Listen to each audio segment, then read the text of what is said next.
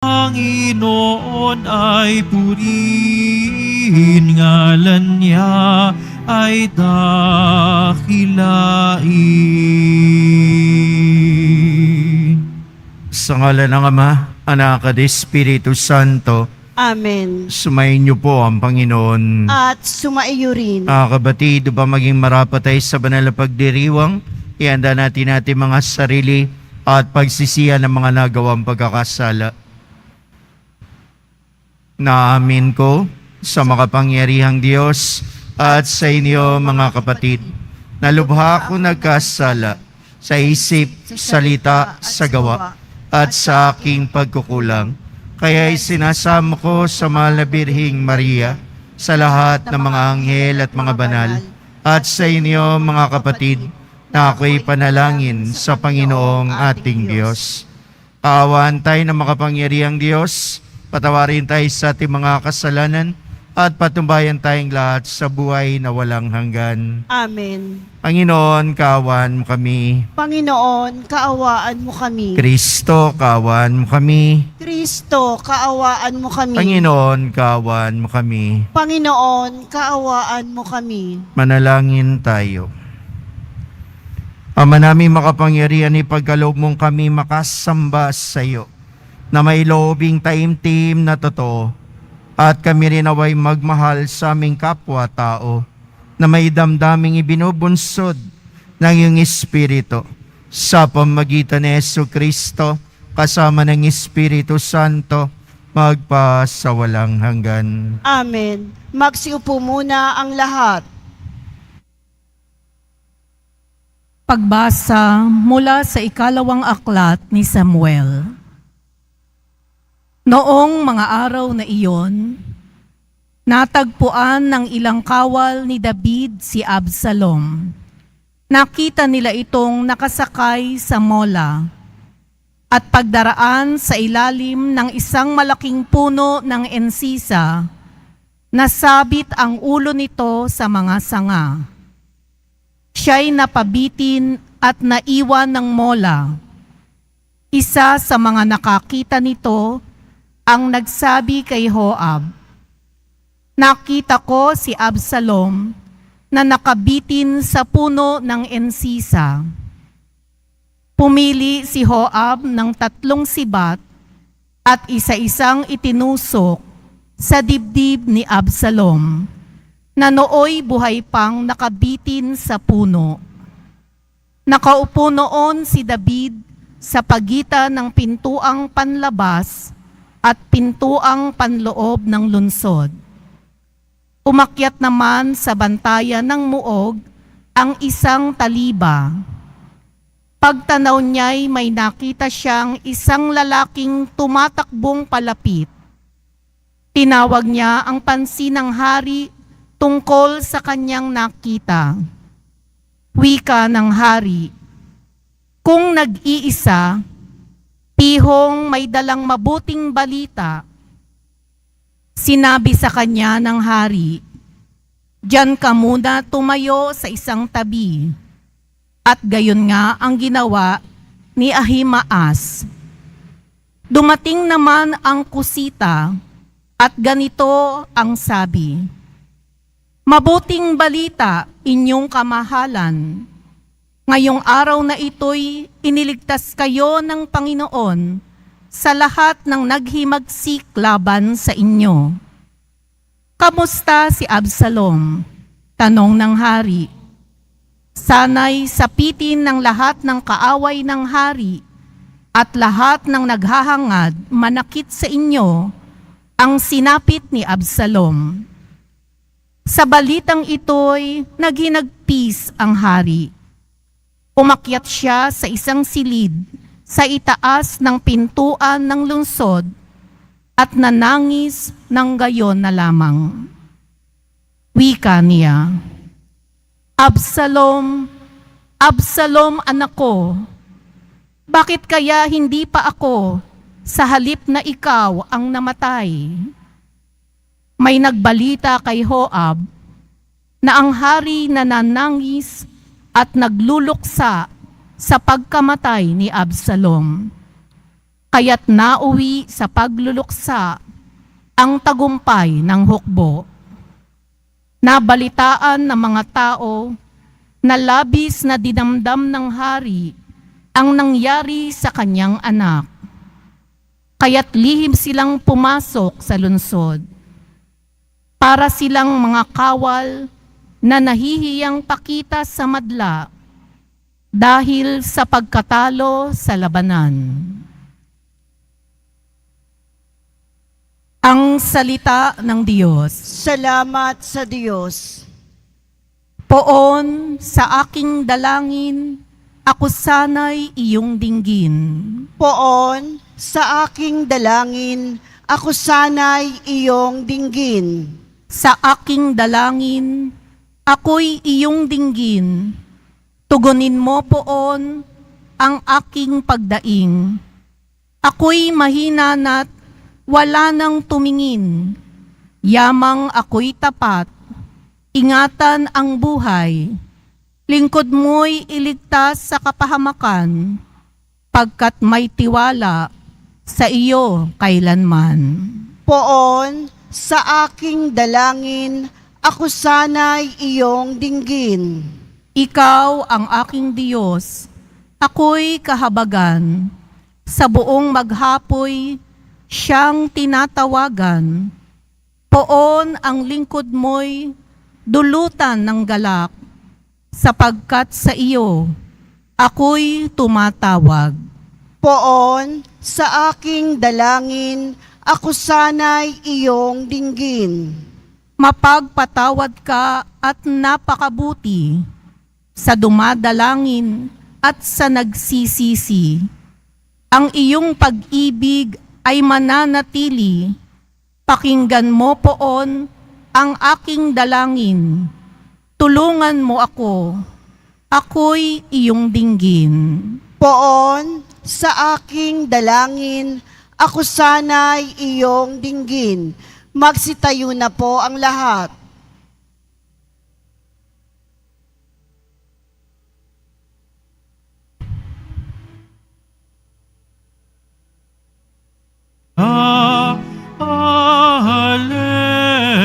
Alleluia, Alleluia,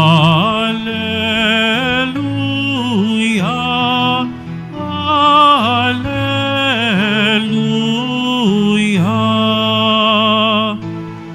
Inako ni Jesucristo ang sakit ng mga tao upang matubos niya tayo. Alleluia, Alleluia,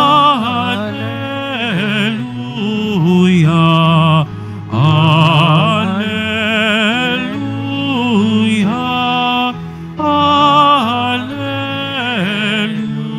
Alleluia. Sumayin niyo po ang Panginoon. At sumaiyo rin. Ang pagbasa sa mabuting balita ng Panginoon ayon kay San Marcos. Papuri sa iyo, Panginoon. Noong panahon na yun, muling tumawid si Jesus sa ibayo ng lawa ng Galilea, nakasakay sa isang bangka. Nasa baybay pa siya ng lawa, ay pinagkalimpumpunan na siya ng maraming tao. Dumating ang isang lalaking nangangalang Jairo, isang tagapamahala sa sinagoga. Pagkakita kay Jesus, siya'y nagpatira pa at sa kanyang paanan at ang samo. Agaw buhay po ang anak kong dalagita. Kung maaari, sumama kayo sa akin at ipatong ninyo sa kanya ang inyong kamay upang siya'y gumaling at mabuhay. Sumama naman si Jesus. Sinundan siya ng napakaraming taong nagsisiksikan, ano pat halos maipit na siya. May isang babae roon na 12 taon nang dinudugo at lubhang nahihirapan. Marami ng manggagamot ang tumingin sa kanya at naubos na sa kapapagamot ang kanyang ari-arian, ngunit hindi siya napabuti kahit kaunti. Bagkus ay lalong lumubha. Narinig niya ang sinasabi ng mga tao tungkol kay Jesus, kaya't siya'y nakipagsiksikan hanggang sa makalapit sa likuran ni Jesus at hinipo niya ang damit nito, sapagkat sinabi niya sa sarili, mahipo ko lang ang kanyang damit ay gagaling na ako. Biglang tumigil ang kanyang pagdurugo at naramdaman niyang magaling na siya. Naramdaman naman ni Jesus na may kapangyarihang lumabas sa kanya, kaya't bumaling siya sa mga tao at nagtanong, sino ang humipo sa akin? Sumagot ang kanyang mga alagad, nakikita po ninyong nagsisiksikan ang napakaraming tao. Bakit itinatanong ninyo kung sino ang humipo sa inyo? Subalit patuloy na luminga-linga si Jesus. Inanap niyang humipo sa kaniya. Palibhas ay alam ng babae ang nangyari. Siya'y nanginginig sa takot na lumapit kay Jesus. Nagpatira pa at ipinagtapat ang buong katotohanan. Sinabi sa kanya ni Jesus, anak, pinagaling ka ng iyong pananalig sa akin. Umuwi ka na't ipanatag mo ang iyong kalooban. Lubusan ka na magaling sa iyong karamdaman.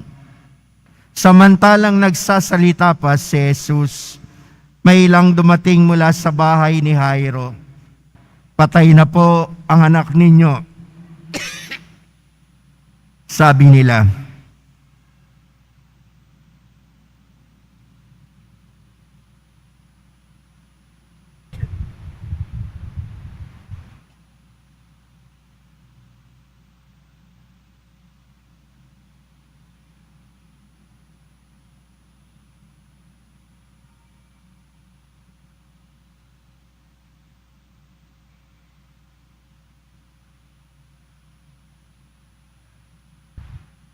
Patay na po ang inyong anak.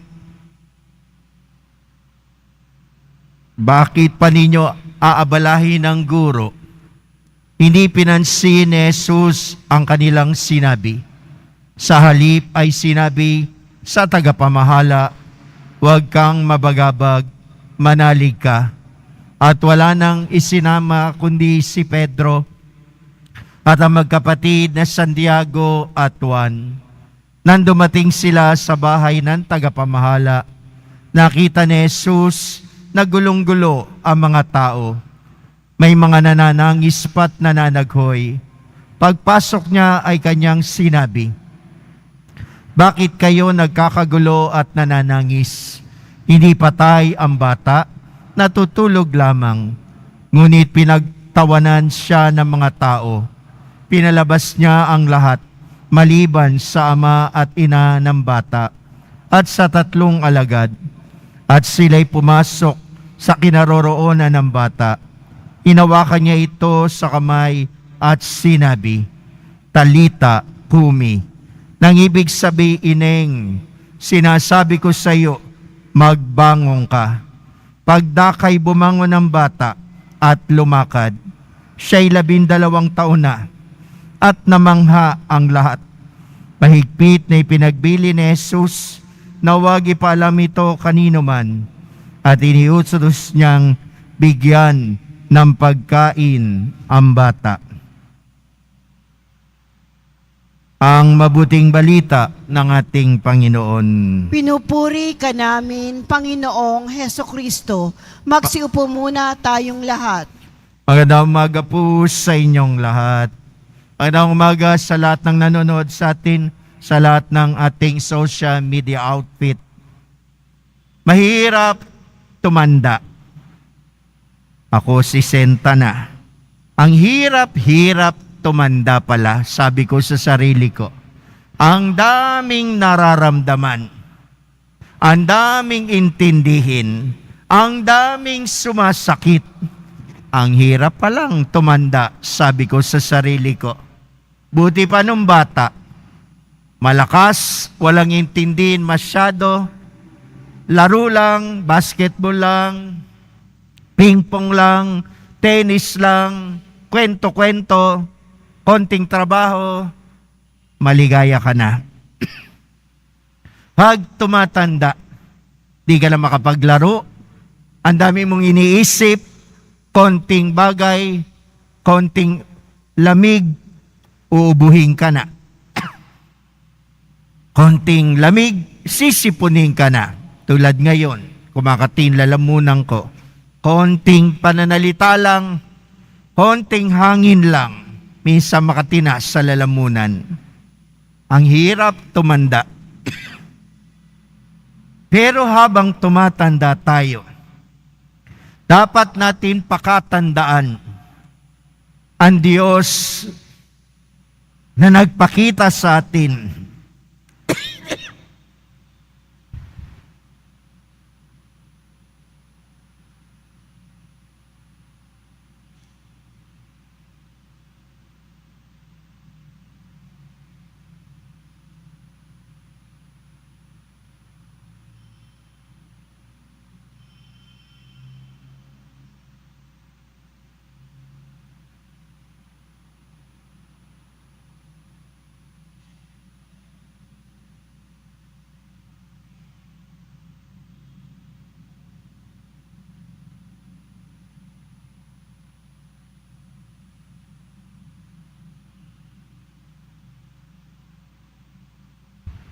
pasensya na po, matanda na.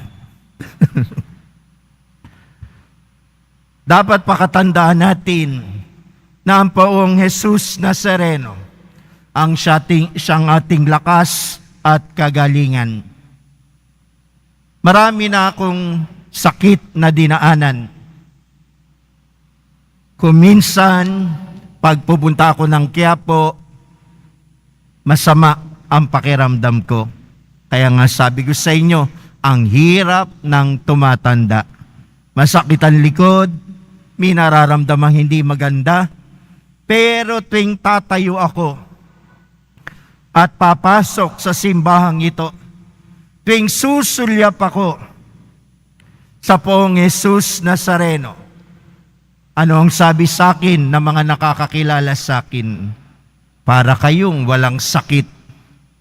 Pero totoo, siya yung nagbibigay sa akin ng lakas. Hindi lang sa akin, kundi sa inyo. Sa ating lahat. Siya yung Diyos ng kagalingan at Diyos ng buhay. Walang saysay ang buhay natin kung hindi dahil sa Kanya. Maraming may sakit na pumupunta rito. Kasama na ako doon. Pero ang lagi nating kagalingan, lagi ang pagsulyap natin sa Poong Jesus Nazareno. Siya'y Panginoon ng kagalingan at Panginoon ng buhay. Walang lumalapit sa Kanya na nanghihina. Lahat ng lumalapit sa Kanya nagkakaroon ng bagong lakas. Lahat ng nananalangin sa Kanya, pinagkakalooban ng lakas at pag-asa. Lagi kong sinasabi sa pulpitong ito, isa ako doon, kaya ako naririto. Lagi akong pumupunta, lagi ako nagpapasalamat dahil sa kagalingang binigay niya. Sa dagdag na buhay na dinadala ko, dahil sa mahal na Poong Jesus Nazareno. Kung hindi ako siguro nagkaroon ng debosyon sa Kanya, at kung hindi ako lumapit sa Kanya, siguro matagal na akong wala sa mundong ito. Dahil totoo, siya yung Diyos na nagpagaling sa akin. Siya yung Diyos na nagbalik ng buhay ko. Ilang ulit na akong ni-revive. Ilang ulit na akong nagkaroon ng matinding sakit. Ilang ulit na akong sinabihang, wala ka ng pag-asa. Sumulyap lang ako, ni hindi nga ako nakahawak pa sa laylayan ng kanyang damit.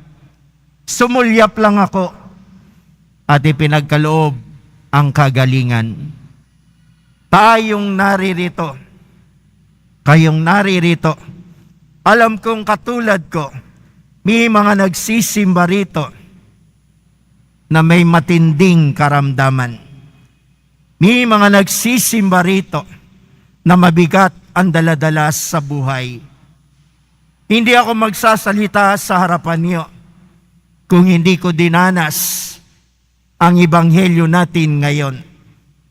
Wala na akong kakapitan, wala akong lalapitan. Ngunit dahil sa Kanya, nagkaroon ako ng kagalingan. Dahil sa Kanya, nagkaroon ako ng buhay. Dahil sa Kanya, nakapaglilingkod pa rin ako. Kaya ang buhay natin na dinadagdag ng Diyos sa atin ay buhay para ipaglingkod sa Kanya. Kaya nasabi ko sa sarili ko, oo nga't ako'y senior na. Ang natitira kong buhay ay para sa Kanya. Kailangan lumalaban tayo sa buhay na kasama siya. Huwag tayong susuko sa karamdaman. Huwag tayong susuko sa hirap o alalahanin ng buhay. Kasama natin ang Poong Jesus Nazareno. Lalaban tayo sa buhay at ipinaglalaban tayo ng Poong Jesus Nazareno. Hindi ako tatayo rito sa harapan niyo kung hindi siya nagmilagro. Hindi ako tatayo at hindi rin kayo sigurado magsisimba kung hindi nyo nakita ang kanyang pagpapala. Kaya tumatanda tayo, pero pakatandaan natin ang kanyang pag-ibig. Tumatanda tayo, pero pakatandaan natin ang kanyang pagmamahal. Tumatanda tayo, tandaan natin na hindi niya tayo pinababayaan. Masarap maglingkod sa Poong Jesus Nazareno. Lahat ng alalahanin, tutulungan Kanya. Mahirap lang ang hawak kong parokya. Pero tuwing nagdadasal ako sa Kanya, hindi nagkukulang ang Kanyang biyaya at pagpapala. Malayo ang parokya ko, nandun sa bundok, nandun sa isang munisipyo, sa Zambales. Pero pinagyayaman ako ng biyaya at pagpapala ng Poong Jesus Nazareno. Napakahirap ng buhay, pero gumagaang dahil hindi niya tayo pinababayaan. Mahirap may karamdaman, pero nakatatayo dahil sa kanyang pagpapala. Mahirap ang maraming intindihin, pero nagkakaroon ng kapayapaan dahil sa kanyang pagpapala at pagmamahal. Naririto tayo, nagpapasalamat, lumalapit tayo. Narinig niyo ang ebanghelyo natin ngayon. Ang babaeng dinudugo ni hindi humingi ng kagalingan. Nagpilit lang lumapit. Humipo, pinagkaloob ang kagalingan. Kahit hindi tayo humingi sa Poong Jesus Nazareno, kahit hindi mo sambitin, alam niya ang ibibigay sa iyo. Kahit hindi ka magsalita, alam niya na yayakapin ka niya ng kagalingan niya. Ganyan ang ating mahal na Poon. Ganyan ang ating Poong Jesus Nazareno. Ano sabi sa akin? Hintayin mo nang mamatay ka. Narinig niyo yung anak ni Jairo? Patay na. Ano sabi ni Jesus? Natutulog lang. Minsan tayo'y natutulog lang. Natutulog tayo sa karamdaman natin. Natutulog tayo sa takot natin. Lumapit si Jesus sa atin. Hinawakan tayo. Tumayo tayo ngayon. Kaya tayo naririto. Dahil buhay tayo. Dahil si Jesus ay Diyos ng mga buhay. Walang lumapit sa Kanya na pinanghihinaan ng loob. Walang lumapit sa Kanya na lalong nagkakasakit. Walang lumapit sa Kanya na nawawalan ng pag-asa. Ang lahat ng lumalapit sa Kanya, Kanyang pinalalakas. Kaya po ako naririto. Kaya tayo naririto. Dahil tayo'y Kanyang patuloy na pinalalakas. Yung mga nagsisimba sa inyo ngayon, may karamdaman. May sakit na matitindi. Huwag kang matakot. Huwag tayong matakot. Alam niyo naman na naging sakit ko, paulit-ulit ko lang sinabi sa pulpitong ito. Kanser. Pero walang gamutan. Gumanyan lang si Jesus Nazareno. Sumilyap lang ako sa Kanya. At anong sabi ko sa Kanya? Bahala ka na. Tinaas ko yung kamay ko. Kaya tuwing naririto ako, ang panghihina ko, pinapalitan niya ng lakas. Ang problema ko, tinutulungan niya ako. Bilang isang pari, isang kura na maraming iniintindi, siya yung aking katuwang sa aking parokya. Kaya kayong naririto ngayon, ano man ang sakit mo, ano man ang dala mo, ano man ang nagpapahina sa iyo ng loob, sa oras na ito na paglapit mo sa Kanya, pinalalakas Kanya na. Amen? Amen? Pakatandaan nyo yan. Huwag kayong matatakot. Huwag kayong manghihina. Ang Diyos natin ay Diyos ng kagalingan, hindi ng karamdaman. Ang Diyos natin ay Diyos ng buhay, hindi ng panghihina. Kaya hindi niya tayo pababayaan. Patuloy tayong lumapit sa Kanya. Patuloy natin damahin ang Kanyang pagpapala. At patuloy tayong magpasalamat sa Kanya. Dito sa dambana ng Poong Jesus Nazareno. Dito sa Kanyang tahanan na dumadaloy lagi ang napakaraming pagpapala. Diyos na buhay, Viva Jesus Nazareno. Viva Jesus Nazareno.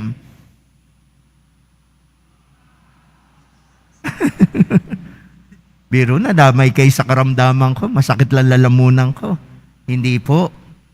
Talagang mapagmilagro siya sa akin. Sa akin at hindi lang sa akin sa inyo.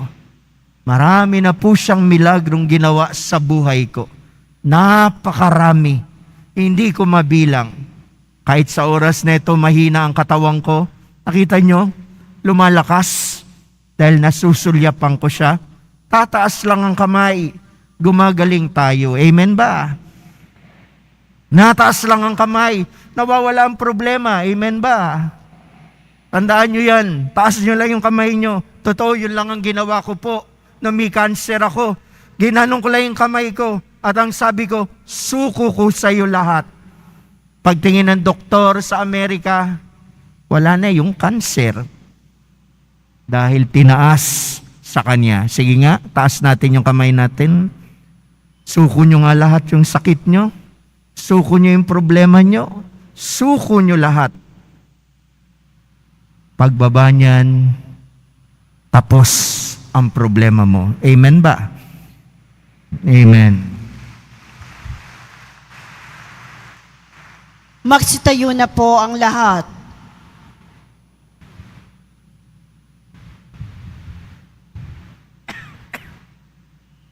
Minamahal ko mga kapatid, kalakip ng buong pananalig habang nananalangin tayo na may pananampalataya sa Diyos Ama, natutugunin niya ang ating mithiin. Ang ating pong itutugon, Panginoon ng buhay, akayin mo kami. Panginoon ng buhay, akayin mo kami. Ang simbahang katolika sa buong daigdig, naway maging simbolo ng nagpapagaling na gawain ni Kristo sa pamamagitan ng kanyang pag-aaruga. Manalangin tayo. Panginoon ng buhay, akayin mo kami. Tayong lahat naway makilahok at makiisa sa mga nagnanais na mapanatili ang kalusugan at kalinisan ng ating kapaligiran. Manalangin tayo. Panginoon ng buhay, akayin mo kami. Ang mga doktor at mga nurse at yaong mga nag-aalaga ng mga may sakit, naway maipakita nila ang habag at kahinahunan ni Kristo. Manalangin tayo. Panginoon ng buhay, akayin mo kami. Ang siyensya sa panggagamot, naway dagling makatagpo ng lunas sa mga di karaniwang karamdaman na nagiging hadlang sa mga nagdurusa. Manalangin tayo. Panginoon ng buhay, akayin mo kami. Tumahimik po tayo sumandali. Taimtim nating itaas sa poong Jesus Nazareno ang ating mga pasasalamat, ang ating mga kahilingan, lalong-lalo na sa mga may karamdaman.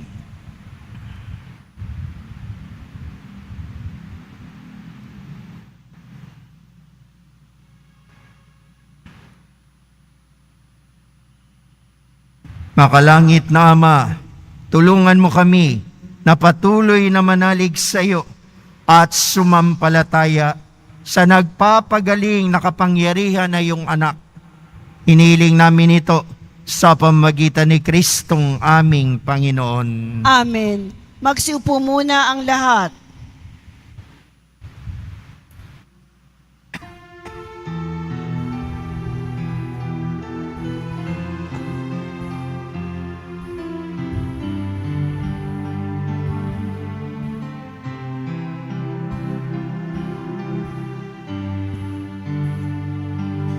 Itong alak at tinapay ay handog sa iyo, Ama.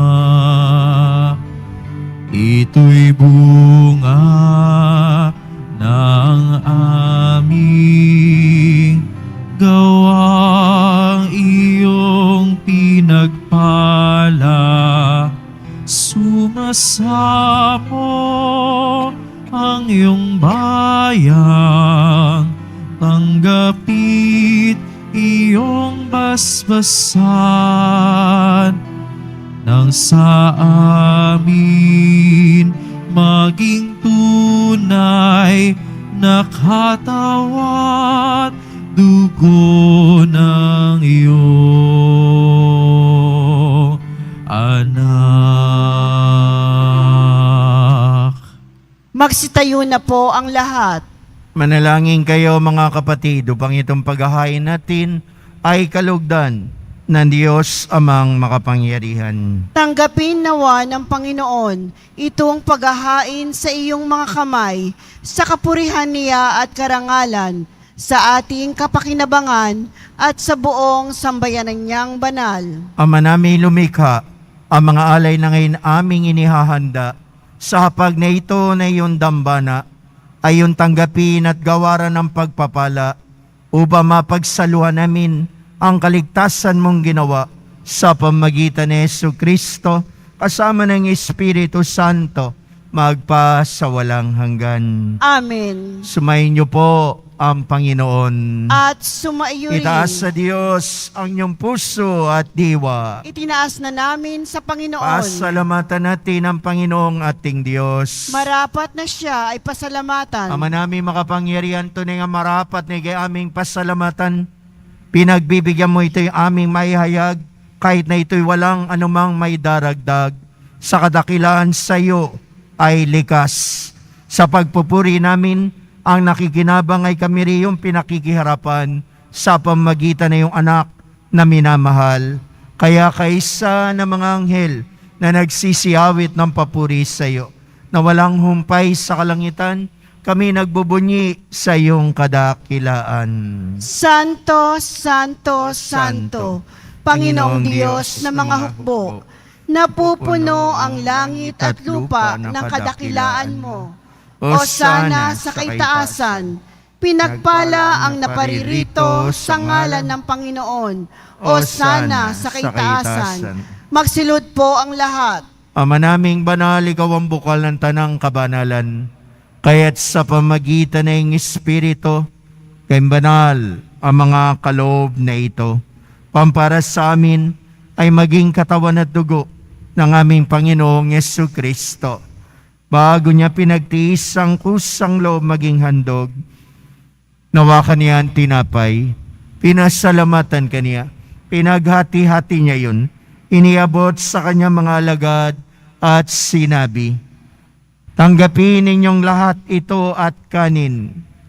Ito ang aking katawan na ihahandog para sa inyo.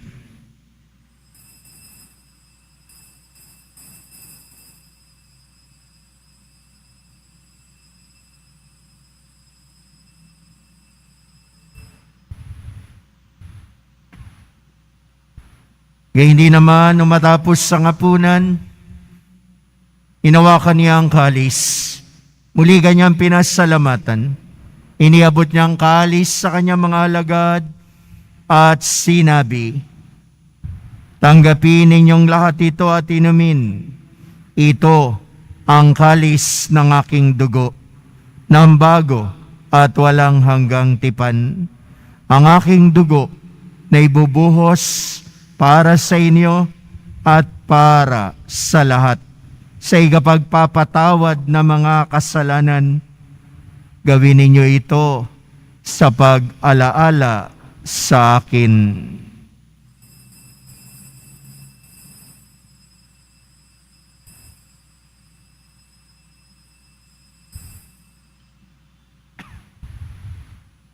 Magsitayo na po ang lahat. Pagbunyi natin ang misteryo ng pananampalataya. Si Kristo'y namatay, si Kristo'y nabuhay, si Kristo'y babalik sa wakas ng panahon. Ama, ginagawa namin ngayon ang pag-alala sa pagamatay at muling pagabuhay na iyong anak. Kay dinalay namin sa iyon tinapay na nagbibigay buhay, parang kalis na nagkakaloob ng kaligtasan.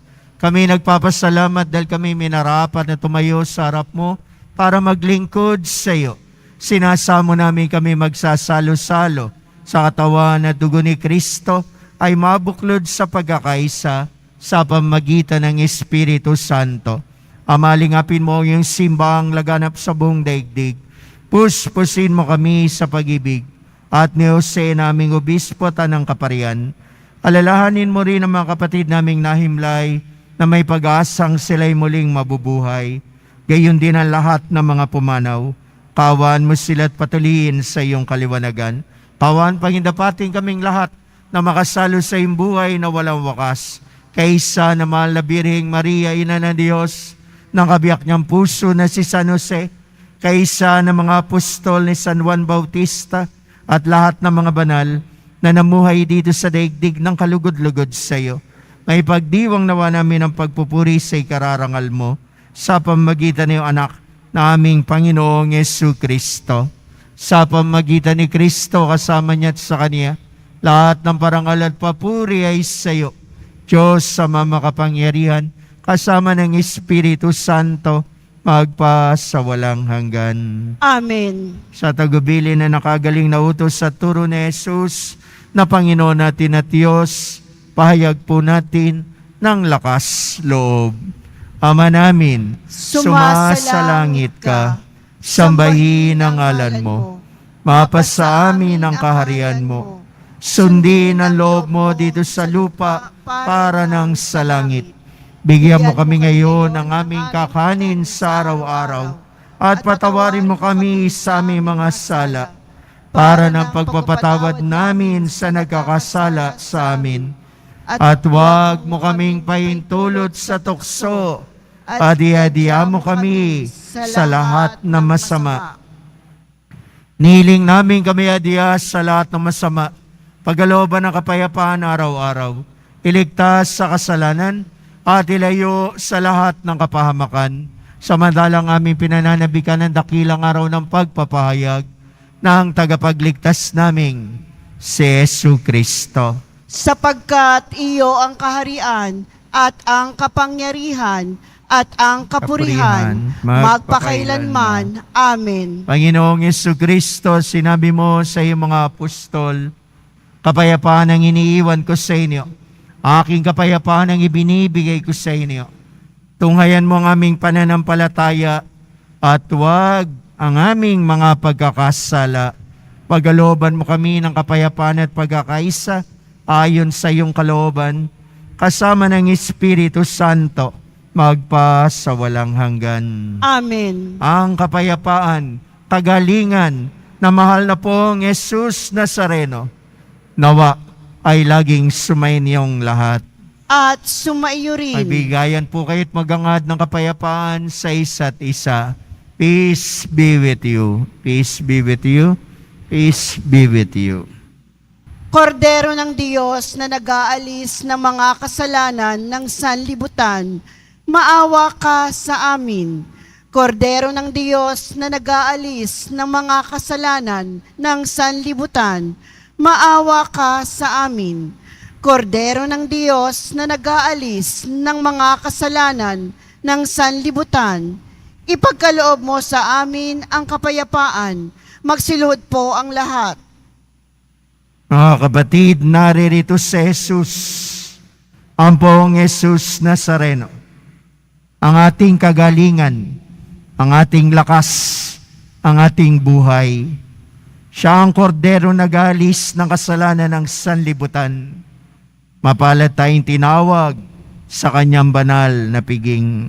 Panginoon, hindi ako karapat-dapat na magpatuloy sa iyo, ngunit sa isang salita mo lamang ay gagaling na ako. Naway ingatan tayong lahat ng katawan at dugo ni Kristo tungo sa buhay na walang hanggan. Amen.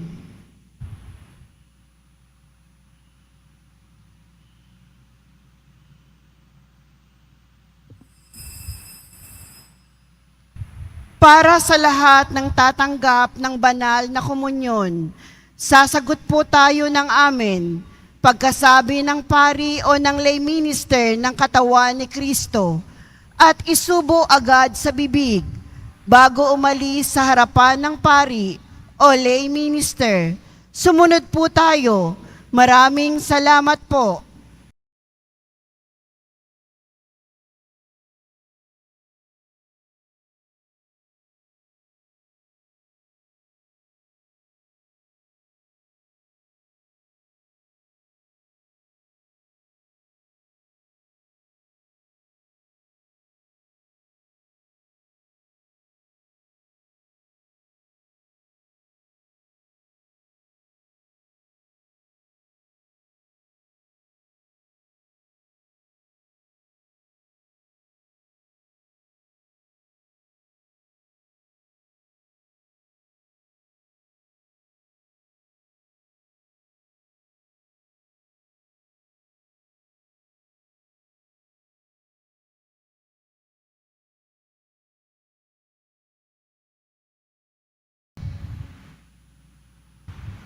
Magsitayo na po tayo. Manalangin tayo. Ama naming mapagmahal, kaming nagsapakinabang sa piging ng aming kinamtang kaligtasan ay humihiling na iyong bigyang kaunlaran sa pananampalatayang wagas kailanman sa tulong ng panubos ng iyong bigay sa pamagitan ni Jesucristo kasama ng Espiritu Santo magpa sa walang hanggan. Amen. Sumayin niyo po ang Panginoon. At sumaiyo rin. Pagbabasbas. Mahal na pong Jesus Nazareno, inihayag mo sa pamagitan ng krus ang walang maliw na pag-ibig ng Diyos sa sangkatauhan. Pakinggan mong kahilingan na iyong angkan na nagsusumamo sa iyo. Makamtanawa nila yung katugunan at tanggapin ang kasagutan na may utang na loob na tinatanaw. Basbasan din po ninyo ang mga daladala nilang imahen at mga dasalan sa pamamagitan ng bendisyon na ito, naway maalala nila ang mga pangako nila noon sa biniyag na ikaw ang kanilang iibigin at paglilingkuran bilang Panginoon magpasawalang hanggan. Amen. At pagpalain kayong lahat ng dakila't makapangyarihang Diyos, ng Ama, ng Anak, at ng Espiritu Santo. Amen. Tapos ng ating pagdiriwang, humayo kayo sa biyaya at pagpapala ng mahal na pong Jesus Nazareno. Salamat sa Diyos.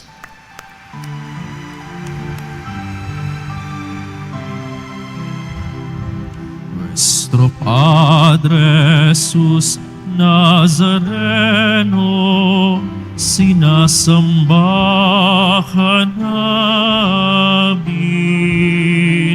pinipinto ka namin, aral mo ang aming buhay at kaligtasan. Nuestro Padre Jesus Nazareno, iligtas mo kami sa kasalanan. Ang krus mong kinamatayan ay sagisag ng aming kaligtasan. Nuestro Padre Jesus Nazareno, dinarangal ka namin. Nuestro Padre Jesus Nazareno, nilulwalhati ka namin. Nuestro Padre Jesus Nazareno, dinarangal ka namin. Nuestro Padre Jesus Nazareno, nilulwalhati ka namin.